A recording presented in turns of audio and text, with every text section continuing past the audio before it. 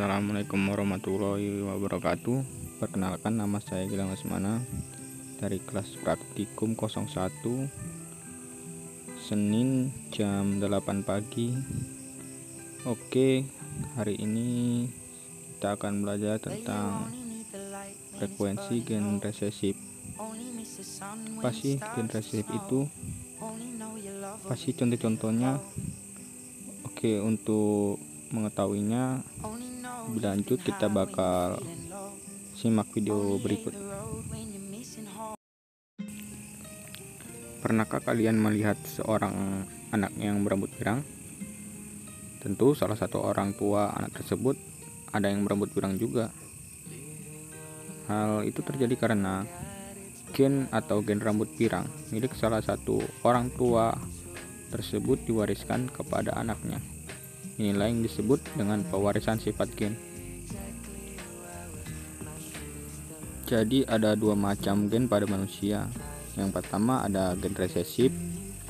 Gen resesif ini adalah gen yang lemah dan tertutupi oleh wujud atau ekspresi gen lainnya.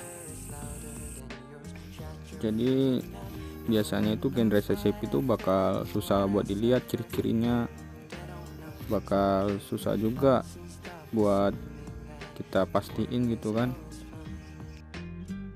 Contohnya itu banyak sih. Yang pertama itu ada jari jempol mudah membengkok, terus ada telinga lengket sama kepala, terus ada ini juga senyum pipit, lesung pipit, terus ada lidah menggulung juga. Oke, yang kedua ada gen dominan. Jadi gen dominan ini adalah gen yang kuat dan menutupi dari gen lainnya, sehingga wujud atau ekspresi gen bisa kita lihat langsung pada keturunan. Jadi gen dominan ini itu gen yang paling pertama kita lihat sih, paling kuat gitu, dan paling gampang buat kita lihat,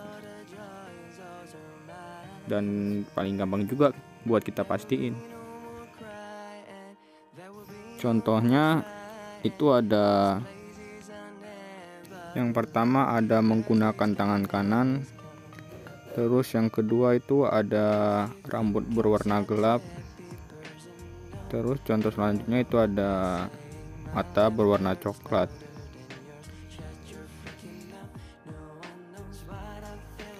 Oke, selanjutnya frekuensi gen resesif itu bisa dihitung ya.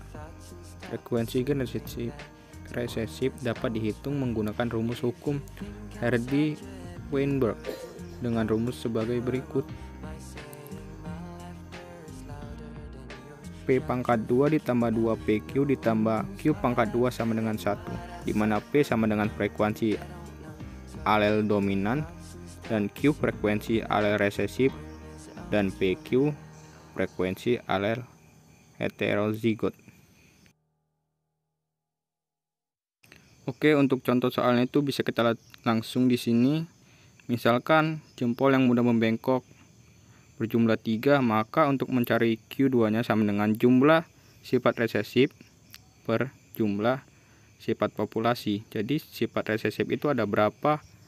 Itu individu yang bisa membengkokkan jempolnya itu ada berapa? Berarti ada 3. Terus sifat populasi itu jumlah seluruh siswa yang ada di kelas, misalkan mahasiswa atau siswa yang ada di kelas, gitulah kira-kira. Terus untuk mencari P ditambah Q sama dengan 1, tinggal masukkan aja nilai Q yang kita cari tadi untuk mencari nilai P. Lalu untuk mencari 2PQ kalikan aja 2 dikali P dikali Q. Terus untuk rumus P kuadrat ditambah 2PQ ditambah Q sama Q pangkat 2 sama dengan 1. Pastikan di rumus ini tuh hasil dari P kuadrat ditambah 2PQ ditambah Q1 itu pastikan dulu hasilnya itu benar-benar 1 atau mendekati, misalkan 0,99 gitu sih. Kayaknya udah cukup sih. Sekian dari saya.